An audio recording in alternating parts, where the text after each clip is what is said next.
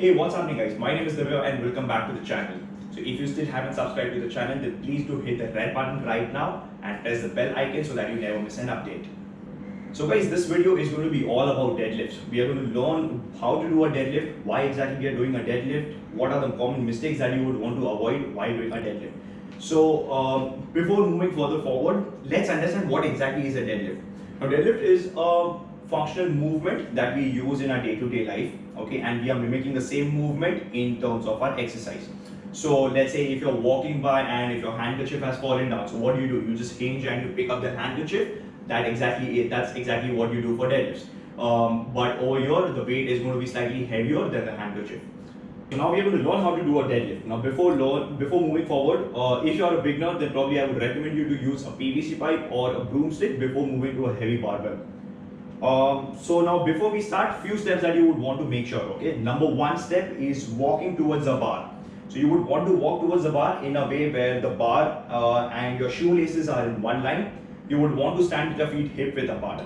From here, all what I'm doing is I'm breaking my hips back and down, meaning I'm pushing my hips back and down, bending my knees a little bit and holding the bar. Now grip might vary from person to person. Some people might prefer a prone grip where both the palms are facing back, or some might prefer a dead grip where one palm is facing forward, one is facing all the way back. This is a much stronger grip comparatively to a prone grip. That is the reason why you will see people who lift really heavy loads always holding the bar with a dead grip. So right now I'm going to use a dead grip. So I'm reaching out the barbell in a way where I'm breaking my hips all the way down, bending my knees, my chest is nice and high and my back is completely straight. So I'm holding the bar equal on both the sides. From your next thing what you do is you pull the bar all the way in a way where the bar is touching your shins, okay. It's very important to keep the bar closer to your legs so that the load gets minimum on your back. So once you hold the bar, you pull the bar all the way in. That's step number 2. Step number 3 is dropping your butt down and getting ready for the pull, okay, where you create that tightness in your back. So if you notice, I'm pulling my shoulder blades back together, looking up and keeping my back nice and tight. Step number 4 is breathing, okay. So you take a deep breath in, hold the breath. The whole idea is to create an intra-abdominal pressure, okay, meaning imagine there's a blown balloon in your belly, so completely it is going to keep it tight. So from here, once you take a deep breath in, drop your butt down. Now you start lifting the bar all the way up. So while lifting the bar up, your bar is dragging through your legs completely up to a point where the bar comes in line with your pockets. If you notice, I'm creating a neutral position, meaning my shoulders, my hips and heels are in one line. You would not want to hyperextend your back while standing up.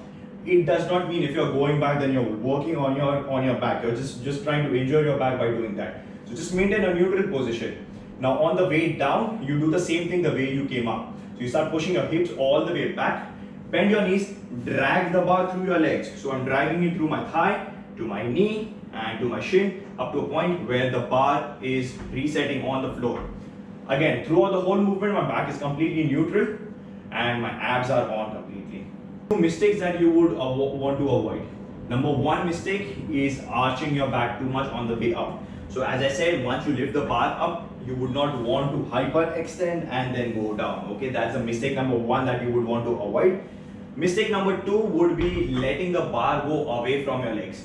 So I see many people deadlifting while the bar is not closer to the leg, okay. So lifting it directly from on a lighter load, you might be able to hold the load, your back might be able to hold the load, but as soon as the weight starts increasing, for sure your back is going to start rounding over here because the weight is going away from you and your back would not be able to hold that load. Mistake number 3 that you would want to avoid is incorrect stance. So some people tend to stand very wide, some people tend to stand very close. So that's what you would want to avoid. Mistake number 4 would be rounding the back while lifting it up, so which looks somewhat like this.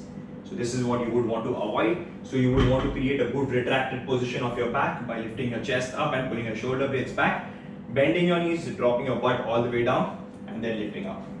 So these are the common mistakes that you would want to avoid. Coming to the next point is how high or how low should you be dropping the butt. For people who've been deadlifting for a while, they might be still confused. Some people tend to deadlift from here, some people tend to deadlift from here.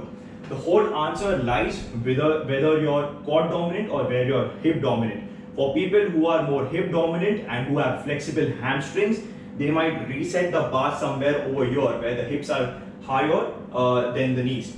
For people who are more quad dominant, might have to drop the butt all the way down because the hamstring might not be that flexible, or their primary drivers are going to be quads.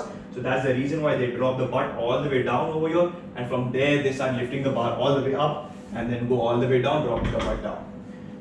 So I hope you enjoy watching the video and you find this helpful. If you do, then please do hit the like button and do share this with your friends. And if you have any other doubts, you can comment below. We would be glad to help you out. Until then, see you.